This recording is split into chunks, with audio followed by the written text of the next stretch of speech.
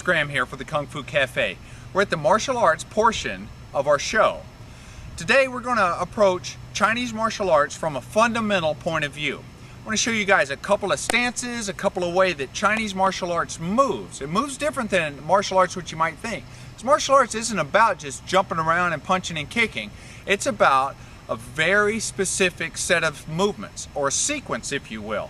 These movements are put into a sequence or a choreographed type of set, almost like dance moves. Now these aren't fighting, but these are training for fighting. You do these, they develop your balance, your strength, your stability, your speed. Work on these choreographed sets, and we'll start to approach some self-defense in later shows. As you'll probably see in some of the intros to the show, there's some different weapons involved. Today we're just going to approach basically how to stand and walk from a martial artist point of view.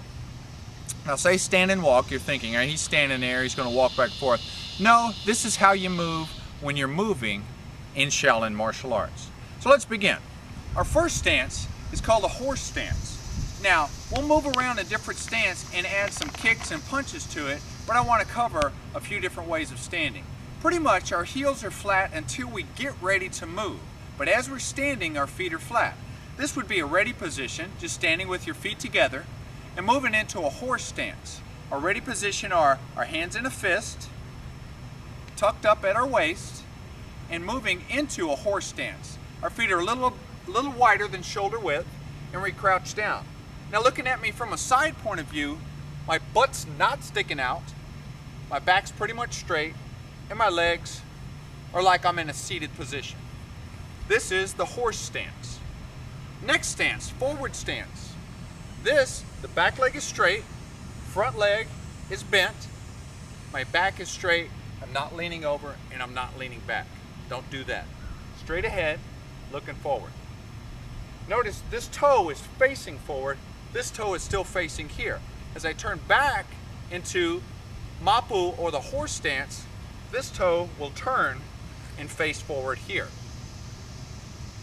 Okay, very good. We also have a one-legged stance, or Du Li, the rooster stance. This is used predominantly for kicking, and it involves raising your knee above your waist, tucking your foot in to cover your groin area.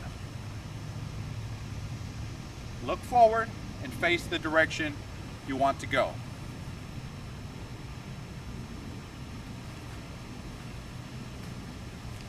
If you notice, I take the weight off of my front foot, then raise it up. This ensures that my balance is to the ground on the holding leg. Turn it forward, put the balance here, weight off the front foot, raise your foot. Don't hunch over, don't lean back, stand just straight up and raise your leg. It's as simple as that. So many times people do martial arts and they put extra movement into their martial arts. It's much simpler than you think. Your back straight, I'm going to bend my legs and sit into a stance. So, boom. Why do I want to move my body all weird to sit into a stance? That's wrong. And I see, those are the biggest problems I see in martial arts today, is people do too much motion, and a lot of times teachers are teaching incorrectly because they never were corrected. The truth is, you keep it simple, you're standing up straight, your back is straight. I don't stand around with my butt hanging out, so keep it simple. Bend your legs. You're in a stance. Turn into a stance. Raise up to another stance, take the weight off, keep my body straight, just like I'm standing, raise your leg. It's really that simple. All right, last stance of the day that we'll learn, that we'll need for our little sequence we're going to learn, is the cat stance. This is very interesting because it begins from Mapu, turn like you were going to stand up, and take all your weight off the front leg. Still keeping your body straight, not leaning forward. This leg is still bent, and no weights on that front leg. Turn it back to Mapu, turn all the weight off this leg.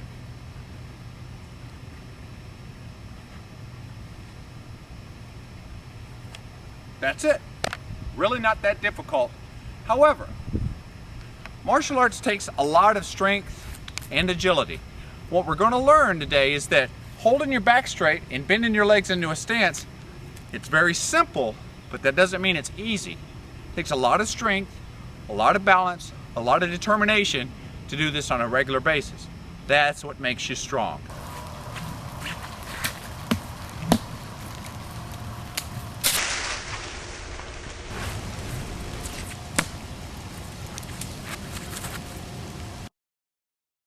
Hi, what I'd like to show you today is called Shi Lu Tan Twe. These are the first 3 forms in this sequence. Now there's 10 moves or 10 pieces to this sequence. We're going to do the first 3 today. Now each little piece involves several movements, but they all use to train the stances I just showed you. So as you do these, this gives you a dynamic on how to block and to punch. I'll address in future shows the rest of the sequence, putting these together into a more self-defense point of view, and how and what the punches and blocks are doing as we do these movements. But for now, just go ahead and try to get the movements, copy them as best you can. So just like the cooking, give it a try. You're gonna love it, I promise. Here we are, Shi Lu Tan Twe.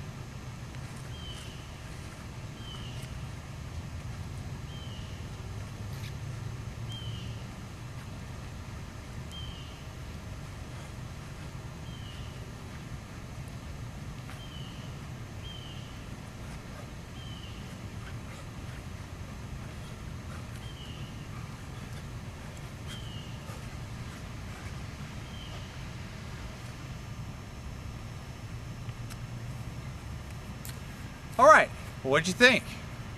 Give these sequences a try at home. Just think about your blocks, pretty much. You're gonna cover your body, blocking in. Okay, you're not blocking out like this. You never lock your elbow when you punch. Keep it a little bit rounded like that. Okay, think of it like that. Use your good strengths that you have. If you have strong legs, you're going to grip the ground really good. If you have a strong upper body, you probably need to work on those legs. I've seen you muscle builders out there. Remember, MMA guys, no steroids in my kitchen. For the Kung Fu Cafe, Charles Graham. I'll see you next time.